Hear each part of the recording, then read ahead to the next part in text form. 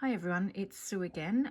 So I'm back today with a video and I'm going to call it number 18, I think it is, of our 12-inch Using Up Your 12-Inch Paper series. So as you can see here, and it's going to be a storage solution as well. So we'll be using up our 12-inch sheets of cardstock. I'm sure we all have quite a few of those, and I've got some in some not so nice colours that I probably won't use in my journals, so I've decided I'm going to use them for this project here. So I'm just trying to get my 12-inch papers into some sort of order, and the way my head works is I go in theme, not so much by designer, although Tim does have his own section, of course, and then I've got some paper pads that I don't want to split up, and I've put them as themed paper pads. But otherwise my head works in, okay, so I'm looking for a piece of paper that's vintage or that's script. I want to find some journal cards that I can just easily cut up, or, you know, pastel florals, vintage florals, that sort of thing. So that's where I'm headed today with our Using Up Your 12-inch paper sheets, plus a storage solution, I guess. So I'm just going to head back to my desk, and it is so easy, very quick one today, and I'll just show you how I put them all together. Okay, so I'm back here now. I'm sure I'm not the only one, and you have all these 12-inch sheets of cardstock. Some of them, the colours I just won't use again. I'm sure I can paint them and whatever as well, but I just thought this is another option of using some of them up. Mine have been sitting for so long. A lot of them actually are fading. Probably the camera's not particularly showing up, but you can see it here, they're fading. So I just need to use some of them up, and first part of the video I just showed you this storage solution that I'm going to do. So this is our Using Up Your 12-inch sheets number 18, as well as a storage solution. So let's pop them out of the way. This is just, as I said, really easy. So I have these file folders, or manila folders, that I got, actually I don't even know where I had them.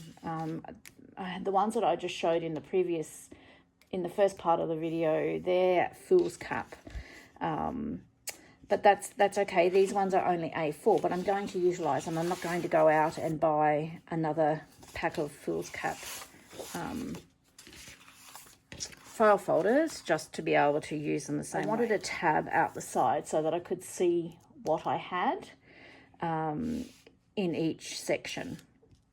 So with the foolscap, they fit perfectly flush with this side, and then the tab came out enough. So all I need to do is just measure, just so that all the tabs are sitting out the side. So this is one that's used where I've used a foolscap file folder, and you can see I've just labelled here, and you'll see with the A4 size they don't stick out as far. So I want the tabs to be sticking out exactly the same section. So all I'm doing is I'm just going to line that up, so it's about 1 inch.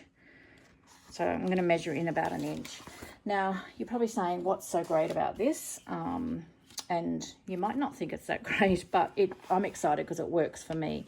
So when I create, I normally go, okay, I want something with script on it, so, or something with butterflies. So obviously butterflies would go into this category: birds, dragonflies, bees, that sort of thing.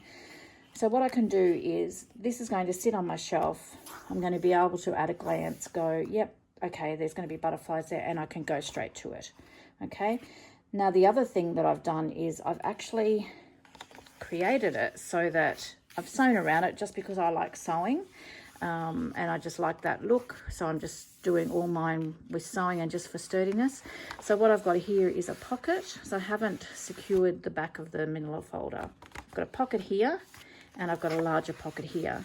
So my thought process is that once I cut into those 12-inch sheets, rather than just shoving them in a tub full of pattern papers, and then I've got to rummage through them all the time, and that's okay if you've got the time. Sometimes I don't have the time.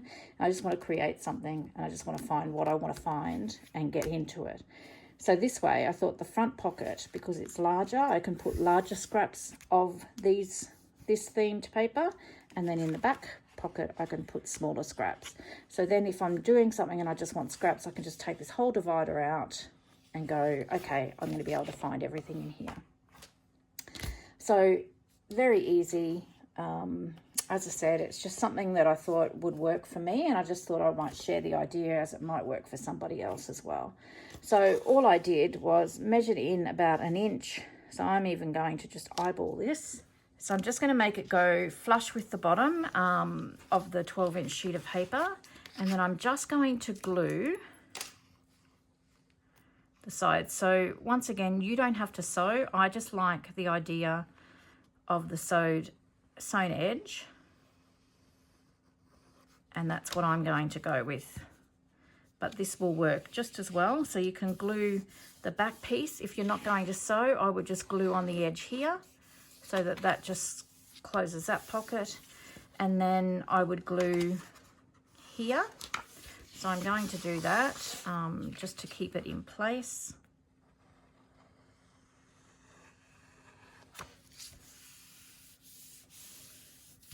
And then also, if you were just gluing, you would just tip this up and you would just glue right on this edge of your cardstock here. And then you would have your 12-inch sheet of cardstock that fits in front of your 12-inch sheets of paper, nice and neatly. But it also gives you a tab where you can actually categorize what you're going to be putting as your papers. So I don't know, I'm hoping that that makes sense. And as I said, it's not, maybe not exciting for some of you, but just the way my brain, I'm really excited to get in there and organize my papers, because I really think that I'm going to be able to